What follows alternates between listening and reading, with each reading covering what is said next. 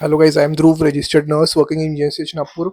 2 दिनों में आपका सीएचओ का एग्जाम है। तो इस करेंगे कि क्या क्या टॉपिक है जो इंपॉर्टेंट है, हाई टॉपिक्स है आपके पेपर में जो काम में आएंगे और जो 2 दिन में आपको पढ़ना है। ठीक है। 5 4 क्वेश्चन है, ये सब 5 4 टॉपिक्स है, मार्क करके रखो। ये आपको पढ़ना है, मतलब पढ़ना है। ये 2 दिन जो अभी बाकी है वो आपको पढ़ना है और कंप्लीट एमसीक्यू सॉल्व करना है। सबसे पहले एनएचएम प्रोग्राम्स। एनएचएम प्रोग्राम्स में आपको कौन सा प्रोग्राम कौन से ईयर में हुआ, उसका ऑब्जेक्टिव क्या है। ट्यूबरकुलोसिस प्रोग्राम कौन से ईयर में हुआ, उसका ऑब्जेक्टिव क्या है। ये सब आपको याद रखना है। एनएचएम प्रोग्राम में मेन मतलब कैसा है कि आपको लोगोज, वो कब हुआ, उसका ऑब्जेक्टिव्स, ये तीनों चीजें याद रखने हैं। 20 मार्क के क्वेश्चन है ये। 20 मार्क से आपको 15 आपको प्लस लाना ही है, मतलब लाना ही है। Okay. Role of community health officer पूरे लर्न चाहिए।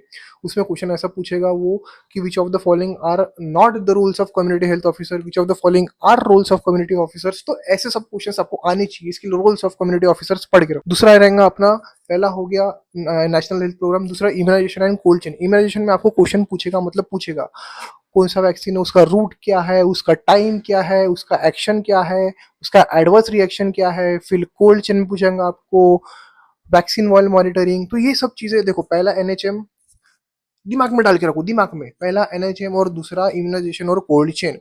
ठीक है। इम्यूनाइजेशन में ये सब आपको पूछेगा वो। तीसरा epidemiology plus health indicator. Epidemiology में आपको पूछेगा कम्युनिकेबल डिसीज, उसका mode, vector, causative organisms. Non communicable disease में भी सेम।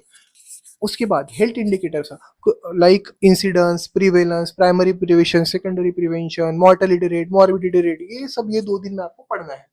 पहला क्या हो गया एनएचएम। आपको डायरेक्ट मैं लर्न करके दे रहा हूँ। पहला एनएचएम पढ़ना है, दूसरा इम्यूनाइजेशन पढ़ना है, तीसरा एपिडेमियोलॉजी पढ़ना है। चौथा MCH, maternal child health, postpartum haemorrhage और इक्लाम्शिया। ये जो ओबीजीवाई का जो टॉपिक है ना, मोस्ट ऑफ द ओबीजीवाई का टॉपिक यही क्वेश्चंस में से पूछता है, यही टॉपिक्स में से पूछता है। पोस्टपार्टम हिमोरेज का आपको ब्लड लॉस का वॉल्यूम कितना है, फिर उसके बाद में उसके इंडिकेशंस क्या है। पूछेंगे विच of the following is not the indicator of postpartum haemorrhage, what is the volume of blood loss in postpartum haemorrhage.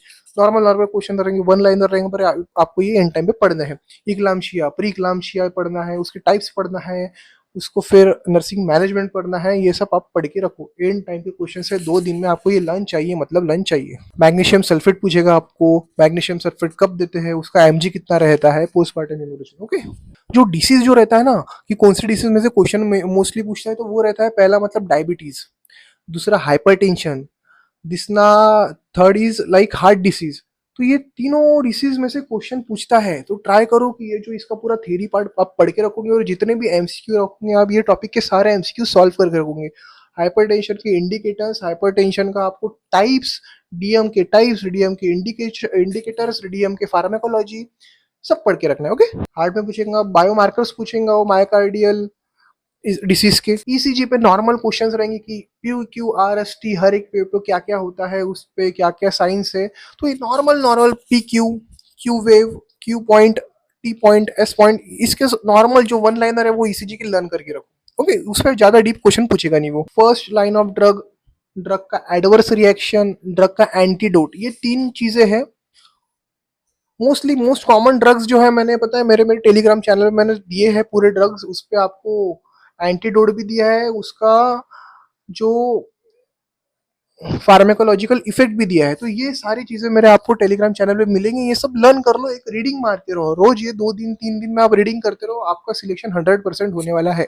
Emergency drugs रहते हैं एड्रेनलिन, एट्रोपिन, नॉरैड, ये सब के यूजेस पूछते हैं, कॉन्ट्राडिक्शन पूछते हैं, एंटीडोट पूछते हैं। तो ये सब चीजें लर्न रखो। अभी ये हाई चीजें हैं, ये जो मेन क्वेश्चंस में पूछता है पेपर में, मतलब एज अ एग्जामिनर वो पसंद करता है ये सब चीजें पूछने में। तो ये सब चीजें आपको लर्न होनी चाहिए।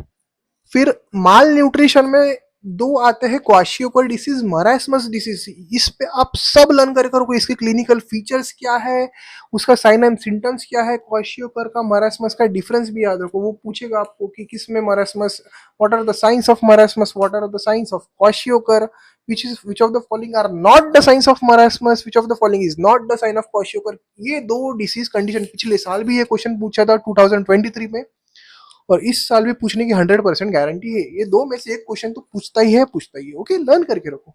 देन ऑटोक्लेव पे क्वेश्चन पूछेगा कि कौन से टेम्परेचर पे ऑटोक्लेव होता है। बीएमडब्ल्यू पे क्वेश्चन पूछता है यूजुअली। येलो में क्या डालेंगे अपन, कॉटन कहाँ में डालेंगे, बट ब्लड स्पिल्स सैंपल कहाँ में डालेंगे, तो ये सब बीएमडब्ल्यू में पूछता है। तो फर्स्ट हो गया एनएचएम, सेकंड हो गया एपिडेमियोलॉजी, थर्ड हो गया हेल्थ इंडिकेटर्स, फोर्थ हो गया immunisation, cold chain, MCH, PPH, eclampsia, then communicable disease, non communicable disease, then BMW, ये सारी चीजें हैं। फिर से मैं बोलता हूँ, national health programme, then immunisation, then cold chain, then epidemiology, then health indicators, then postpartum hemorrhage, then MCH, then preeclampsia, eclampsia, every topic, then BMW, then vaccine while monitoring, then malnutrition, then nutritional deficiencies also, nutritional deficiency याद करके रखो guys, कौन सी nutritional deficiency कौन से agent की वजह से होती है, पेलाग्रा किसी की वजह से होता है, ओके। ये सब चीजें आपके लास्ट 2 दिन में पढ़ के रखो, आपका 100% सिलेक्शन होने वाला है। स्टे ट्यून गाइस, जिसका सिलेक्शन हुआ बताइए, मुझे मैसेज करिए, डीएम करिएगा मेरे इंस्टाग्राम चैनल पे। इफ आपने मुझे इंस्टाग्राम चैनल पे फॉलो नहीं किया तो जाइए मेरे इंस्टाग्राम चैनल पे मुझे फॉलो करिए, 4742dt.registered nurse। और कुछ भी डाउट रहा आप पूछिए मुझे, मैं फ्री हूँ आपके क्वेश्चंस के आंसर देने के लिए। पैटर्न पूछिए, इजी रहिए, नॉर्मल पेपर रहने वाला है, आपका सिलेक्शन 100% होने वाला है, ओके। ज्यादा घाई मत कीजिए कोई भी चीजों के लिए, जल्दबाजी ना कीजिए, इजी रहिए, स्टे काम, नॉर्मल पढ़ते रहो, इमेजिनेशन शेड्यूल पढ़ते रहो, और ये जो टॉपिक है उसको रिवाइज करते रहो, एमसीक्यू सॉल्व करते रहो। अभी आपका जो percentage of distribution of study pattern है, मैं आपको एक बार क्लियर कर देता हूँ। 70% आपको नहीं क्या एमसीक्यू पीवाईक्यूज देना है दिन में। आप अगर 10 घंटे पढ़ते हो तो आपको 7 घंटे एमसीक्यूज पीवाईक्यूज उसको लर्न करना है, सॉल्व करना है, गलत नहीं होना चाहिए। रोज के 1000 एमसीक्यूज सॉल्व करो। 20% आपको previous questions, previous theory revise करना है। नया टॉपिक कुछ भी लर्न नहीं करना है, नया टॉपिक नहीं है, छोड़ दो, ठीक है। 20% आपको पिछले टॉपिक ही रिवाइज करने हैं, और 10% आपको क्या करना है कि जो लोगोज है, इमेजिनरी बेस्ड क्वेश्चन है वो देखो। एनएचएम के क्वेश्चन है, लोगोज है जिसमें पूछते हैं, वो सॉल्व करो।